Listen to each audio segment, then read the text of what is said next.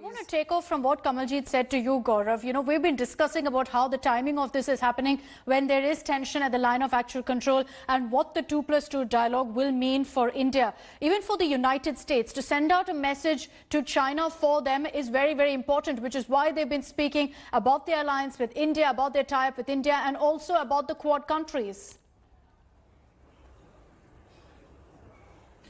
So China is now emerging as a major threat to the United States of America. And to counter China, United States needs India. So it's a win-win for both our countries, especially with the Chinese transgressing at the line of actual control.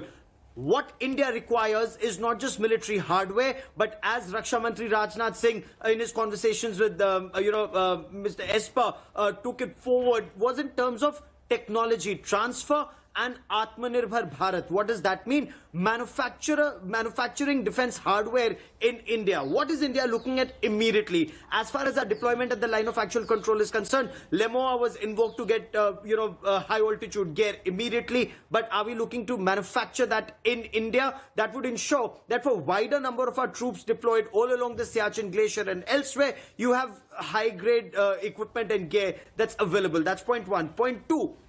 155mm howitzers, the light howitzers. India is using the M777s manufactured, the ultralight howitzers manufactured at United States of America, the Excalibur ammunition, armed drones, not just buy them, but gradually manufacture them in India, perhaps jointly manufacture them and then export them to other countries. So it's a long-term plan that the two countries are looking at. How much of it will fructify will be perhaps an outcome of this meeting and subsequent meetings. I want to also explore with you, Geeta, what the takeaways will be for the United States. What will be, what will be their hope from these particular dialogues, what they'll hope to get or achieve post these talks?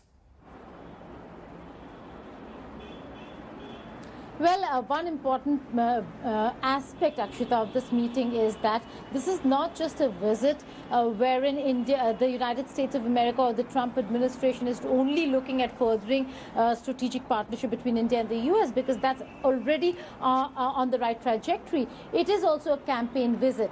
The BECA is going to be touted as one of the biggest achievements, foreign policy achievements, when Trump goes for his next campaign. So it is a campaign trip as well. Let's not discount the fact that Pompeo and Esper over here taking on China is going to be great signaling in the United States of America. So for America, as much as BECA or any other conversation with India is important, but like I said, US State Department officials who are not part of the administration but are bureaucrats have said that every president, with each president, the relationship between India and China, India and the United States of America has only grown.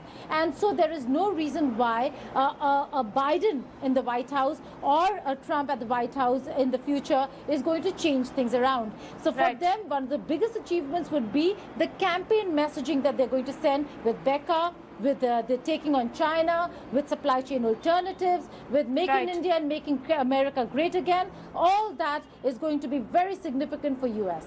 All right, Geeta, Gaurav and Kamaljeet, thank you for joining us with all the details.